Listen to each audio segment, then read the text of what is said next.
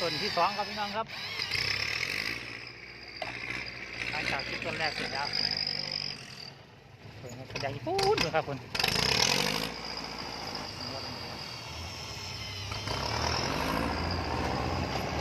ใกล้เสร็จ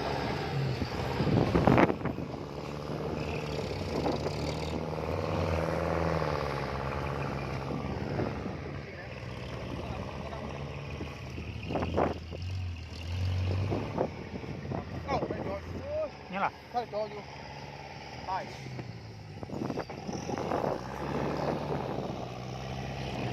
ดำถ้าเป็นหนังมึงระดับครับผมครับ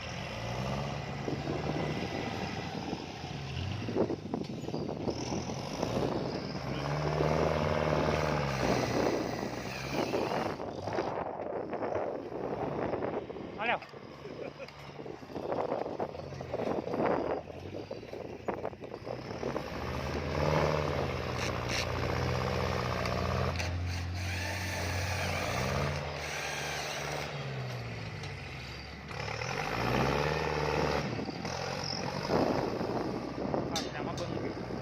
รถคูปต้าครับ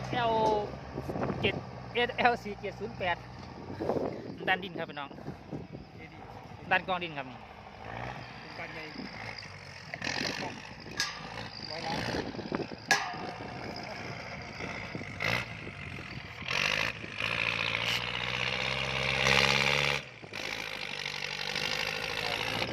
แต่ครับดันกองดิน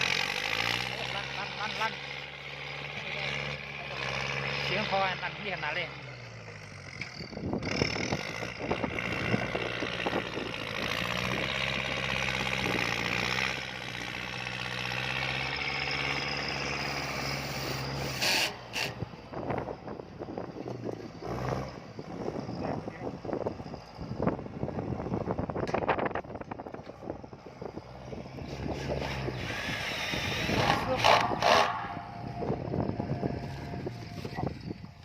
แล้วหูนี้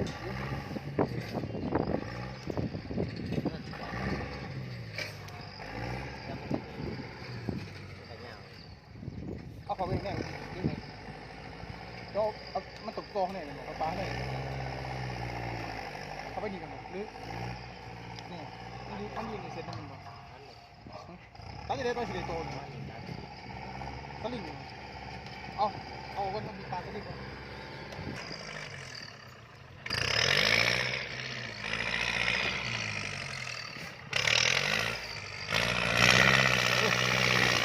ลั่นครับลั่นงานนี้ลั่นเจดีเลย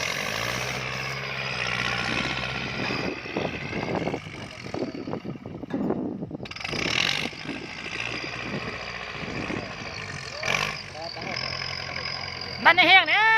เฮ้ย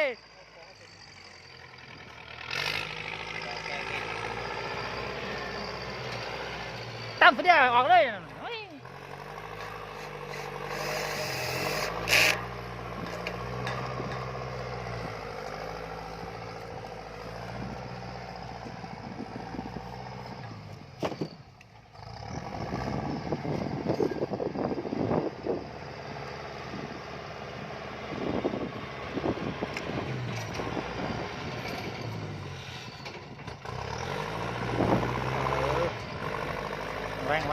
แรงอะไรสิ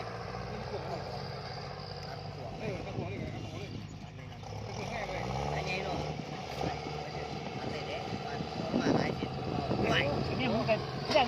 ก็ยังมือถือมีเราต้องมือถือเอาเร็วนี่ครับ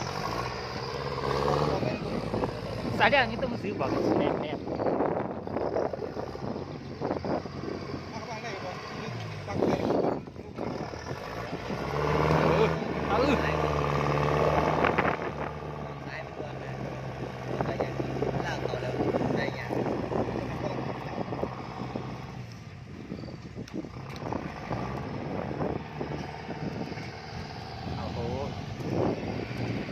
ติดกล่องเลยครับเอานี่ก่อนไป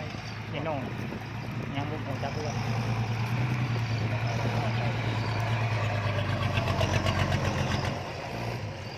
ดำสิงโอ้โหไง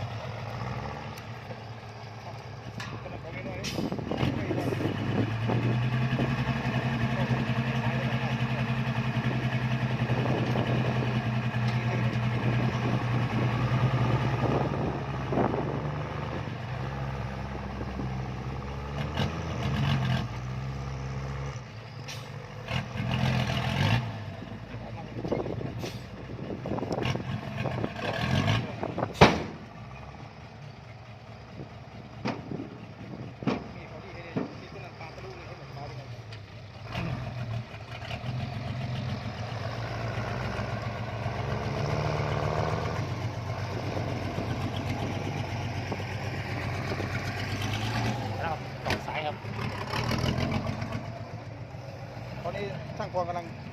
กันฟอนครับของซ้ายไป ตีซ้าย แห้งไปเลย ทีมงานปีบ่าวันนาไม่มาไกลเลยเดียววันนาไม่มาไกลเลยวันนายันเดียน คุยปากษาเนาะ วันนาเอามาไกลเลยทุกคนก็นาเลยนะดับมือเลย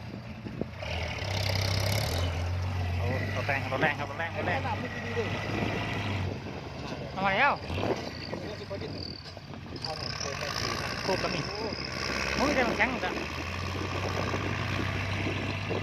กินน้องหายเลย ร้านมันเจ้าเย็น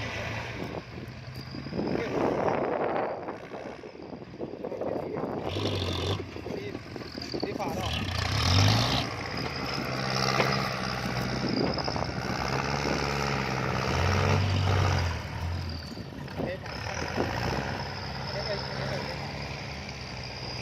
เอาฟังมาเลย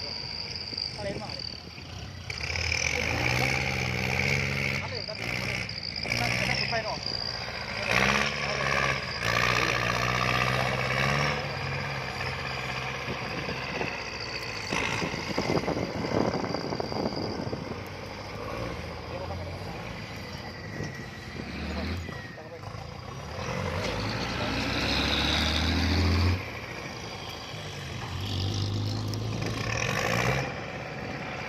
ตุ่มทีเดียวหมดเลย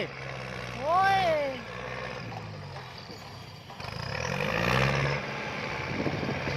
โอ้เคเบิลมาแล้วทำเด็ดงามด้วยคือมันงาม ขี้มันมึงมีครับ ยาวเบอร์ซ้ายยาวครับ ไปอันนี้ออก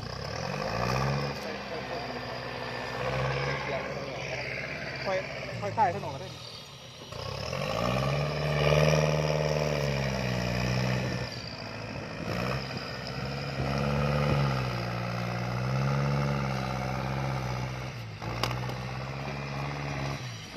เดี๋ยวใส่ปักก่อนให้เราปัก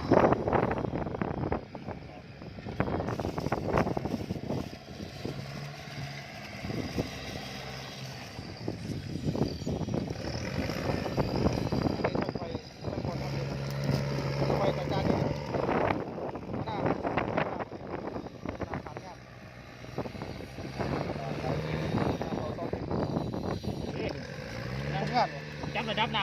โอ้ก็ได้เลยสุดยอดแล้วโอ้โหเฮ้ยเฮ็ดตัวนี้แต่เป็นยูทูบเห็นโอ้เขาทางกันแล้วโอ้ทำงานยี่ตัวนี้ ำอ่ะ เขาทาง เจ้าระดับน้ำวัดถึงที่ แล้วรับดาวตั้งภาพโอ้สุดยอดเลยร่างกายการสร้างไง ก็ชื่อเราชื่อเรา เจ้าระดับดาวตั้งภาพตัวนี้ใช้ทำชั่วคราวเป็นงานช่างจำเป็นนะทำชั่วคราวไม่มีใครทำลบหรือทีมงานป่า หน้าตาเดียด ตั้งเสาวันหนึ่งอันนี้มัดมือนึงวะ 20,000เนาะ 2 มือ ตั้ง20,000นึงคิด บ่าย เดินไทยที่กล่องมือนึง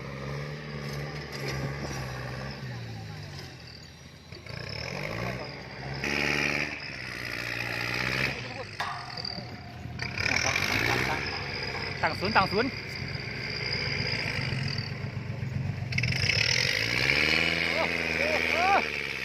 หนูพูดไทยนะครับพี่น้องเด้อเสียงไทยดังแห้งหดบัดแห้ง เสียงยังเลยต้องเสียงยังเสียงยังเลยโอ้ หูอื่นมาแล้วพี่น้องเอ้ย เสียงยังเสียงยังเลย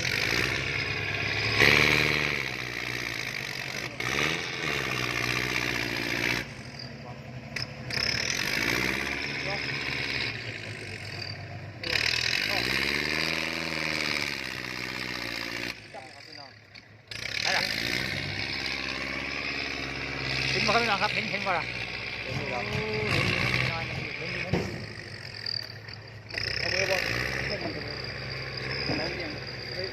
เล่นตรงกัน มันจ่อนะ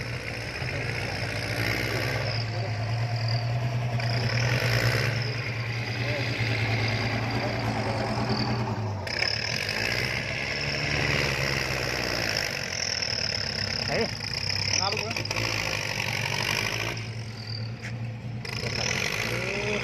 จัดเป็นพี่น้องเอ้ยเห็น โอ้ยเดี๋ยวเราเนี่ย ล็อกแน่นก็ล่ะ โอ้เจ็บมือเฮ้ยพิษไปพิษล็อก เอาเพื่อนเลยเด้พี่น้อ เอา ง เงินด้วย ไปเดี๋ยวต่อไปจะจุดสุดท้ายเติมก่อนมือเชียงเดินแล้วเชียงเดินเชียง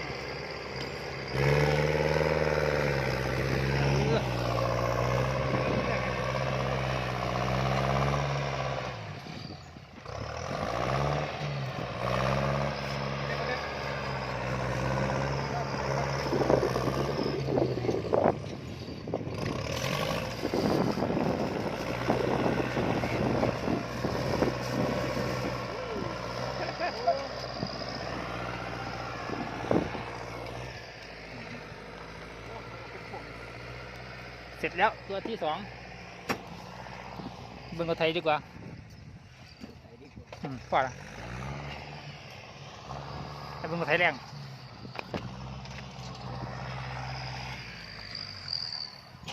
โอ้ เจ็ดมันติดคอไป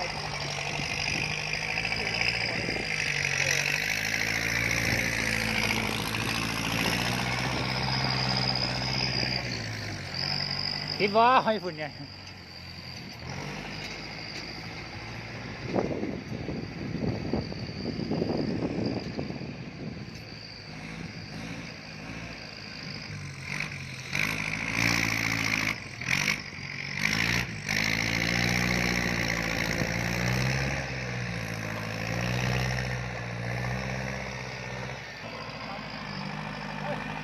แน่หรอโอเคนะครับพอกันคลิปหน้าครับมาแล้วฝากกดติดตามกด subscribe ด้วยสวัสดีครับ